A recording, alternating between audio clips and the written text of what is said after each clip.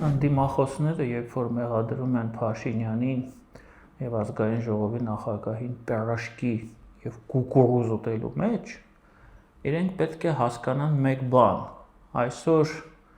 մեր երկրի սահմաններում եւ երկրի ներսում ձևավորվել է մի իրավիճակ, երբ որ իրենք կարող են իրենց թույլ տալ պերաշկի եւ կուկուրուզ ուտել, երբ որ Իրանի տարածքում գնում է պատերազմ։ Ինչու՞։ Այս հարցը ոչ մեկ չի բարձրացնում։ Եթե մենք օգոստոսի 8-ի գործընթացը չունենայինք, եթե մենք Ադրբեջանի հետ խաղաղության գործընթաց չունենայինք այս պահին,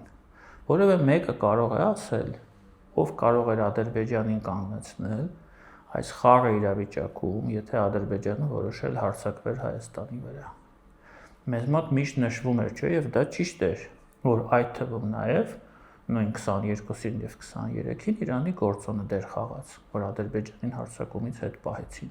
Հիմա այս պահին Իրանի գործոնը առնվազն հարցականի տակ է, եւ ոչ մեկ չգիտի մի քանի օրից հետո ընդհանրապես այդ Իրանի գործոնը կլինի թե ոչ։ Հիմա եթե մենք չգնանք օգոստոսի 8-ի ճանապարհով, եթե մենք Ամերիկային այստեղ չբերեինք, ինչ որ մեկը կարող է ասել, մենք այսօր կարող ենք ընդհանրապես առանց այս պատերազմի մեջ